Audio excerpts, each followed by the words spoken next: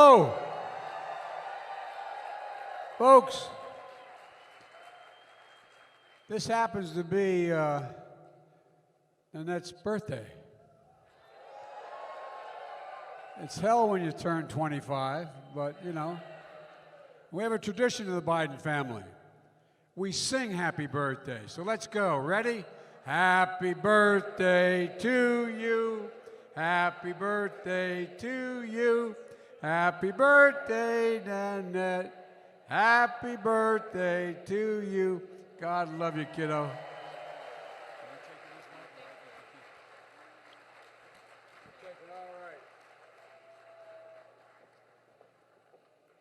Please have a seat if you have one.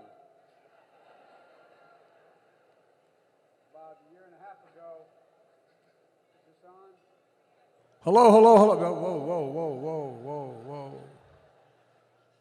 About a year and a half ago, where there was a large crowd like this, where they're outside, I thought they had chairs, said, have a seat. And the press said Biden was so stupid he didn't even know they didn't have any chairs. But I'm glad you have some chairs. Look, folks, I want to thank you and the members of the Congressional Hispanic Caucus. And I want to thank you for everyone being here tonight. This is a heck of a crowd.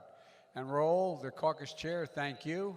Also, you know, Albio, the Cuban-born, came to the United States at age 11, served 16 years in Congress. And you know, the idea is that, you know, Lucille, a house icon of 3 decades, grandmother of the DREAM Act.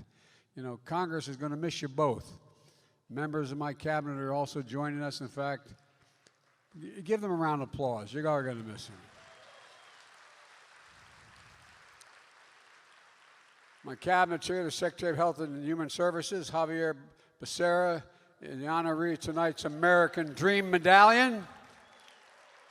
All of you here tonight embody the same theme, rooted in the strength and of achieving our dreams. That's what I want to talk to you briefly about tonight.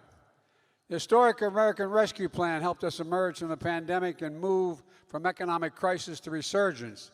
Secretary Becerra, I want to tell you how that law of funding closed the racial gap and vaccinated Hispanic Americans, and how it helped more Latinos gain health insurance now than ever before. Secretary Cardona, he'll tell you how it helped to safely reopen our schools, an absolute necessity, including 28% of public school students who are Latino. 28%. You're all going to own the country, man. We better darn well make sure they have every opportunity they have. Not a joke. Imagine the opposition talking about why it's important. It's critically important. And we've invested $11 billion in Hispanic serving institutions, the largest investment in the future of Hispanic college students in our entire history.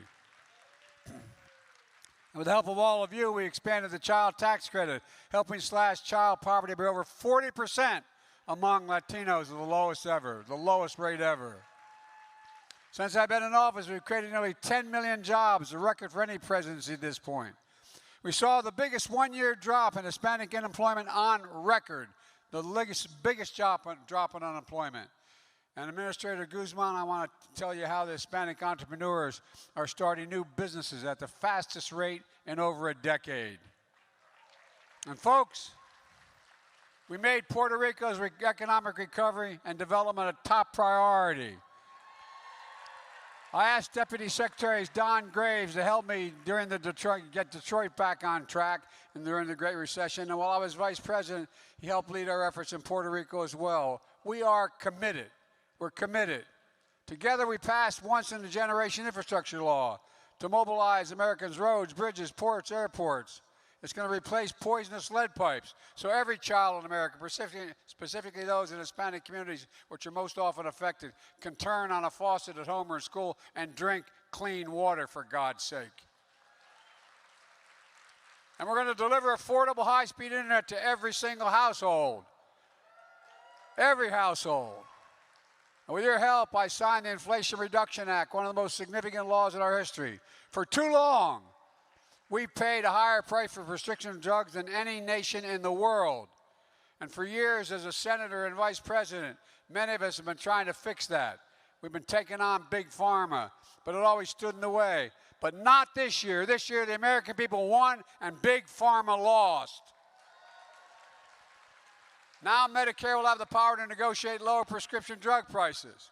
And seniors will see out-of-pocket drug costs capped at $2,000 a year no matter what their costs are. No matter what. No matter whether they have for cancer drugs or other expensive drugs. $2,000 a year maximum. And if you're on Medicare and you have diabetes, your insulin is going to be capped at $35 a month instead of 30 times that. And for decades, climate deniers have blocked any meaningful progress against climate crisis. But not this year. This year, the American people won and the climate deniers lost. Look, folks, the Inflation Reduction Act takes the most aggressive action to confront our climate crisis ever. It offers Hispanic families thousands of dollars in energy savings, tax credits, rebates to buy new efficient appliances, weatherize their home, purchase electric vehicles, and so much more. And it provides, most important to me, in my state, we're the 8th largest black population. But Hispanic and black populations, poor populations, are those fence line communities, those frontline communities, where have suffered most as a consequence of this being smothered by pollution. They're going to get rewarded first. And folks, we're going to be able to do all this while reducing the deficit by $350 billion last year and nearly $1.5 trillion this year. Because of the Inflation Reduction Act, we expect to reduce it by another $300 billion in the next decade just because of that act alone. And as a result, we can afford to cancel $10,000 in student debt and $20,000 if you're a Pell Grants. And by the way, tens of millions of Americans making under $125,000.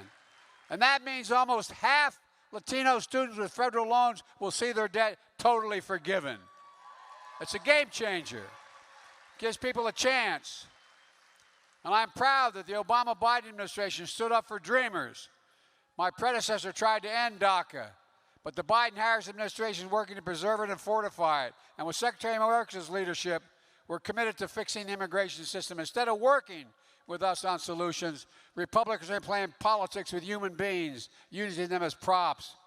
What they're doing is simply wrong. It's un-American. It's reckless. And we have a process in place to manage migrants at the border. We're working to make sure it's safe and orderly and humane. Republican officials should not interfere with that process by waging these political stunts. It's long overdue for Senate Republicans to come to the table and provide a pathway for citizenship for dreamers, those on temporary status, farm workers, and essential workers. We need to modernize our laws so businesses get workers they need and families don't have to wait decades to be brought back together. It's time to get it done. That's why we have to win this off-year election. And one more thing. It's long overdue for a National Museum of the American Latino.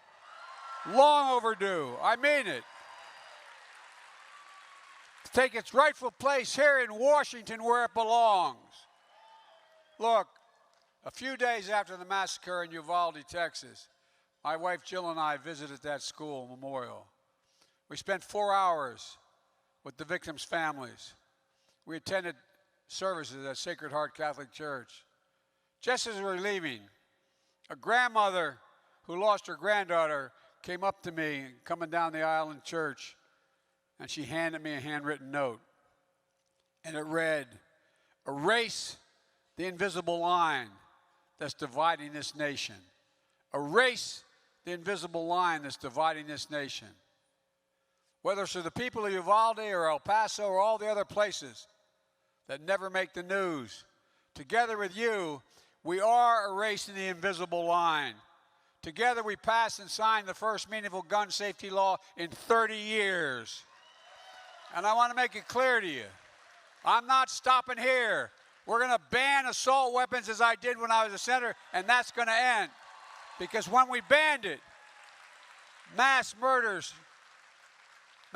stopped, and we changed it and went back again. Let me close with this. I know you've been here a long time.